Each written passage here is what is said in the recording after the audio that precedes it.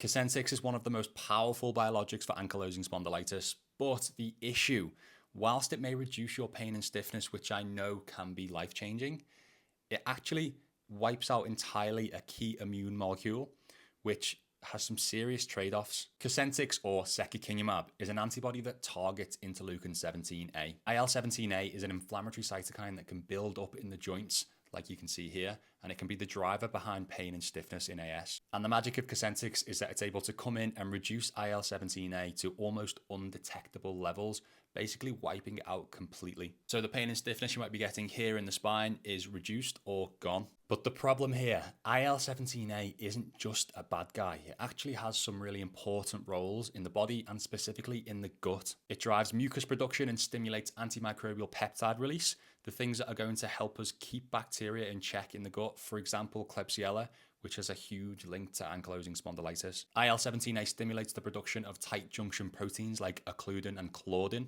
basically meaning it helps keep the gut barrier strong, preventing or protecting against leaky gut. Again, another possible driving force behind AS in the first place. With this, you wouldn't be surprised to also learn that the inhibition of IL-17 has actually been linked to the exacerbation or the onset of IBD, inflammatory bowel disease. So if you block this inflammatory cytokine completely with a drug, there may be other consequences, perhaps in the form of gut damage and even an increased chance of IBD. This study in mice here showed how the inhibition of IL-17 exacerbated Crohn's disease and also weakened the intestinal epithelial barrier function. So if Cosentyx is causing these problems, but you're also in a world of pain, what can you actually do?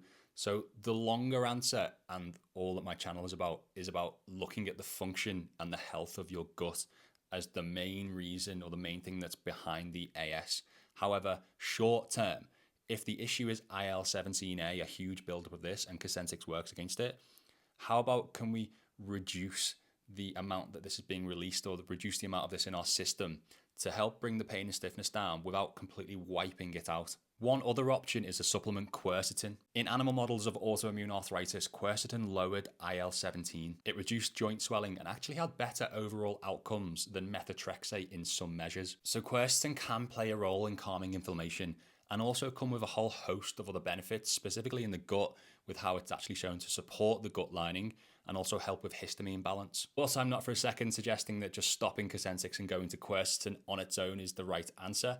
And also in some studies, quercetin has been shown to reduce IL-17A by approx 30 to 60%, so it doesn't wipe it out entirely. So don't expect that this supplement alone is going to have the pain and stiffness reduction that you might be receiving with Cosentyx. The important thing with this video is to understand what's actually going on when you take these drugs, what benefits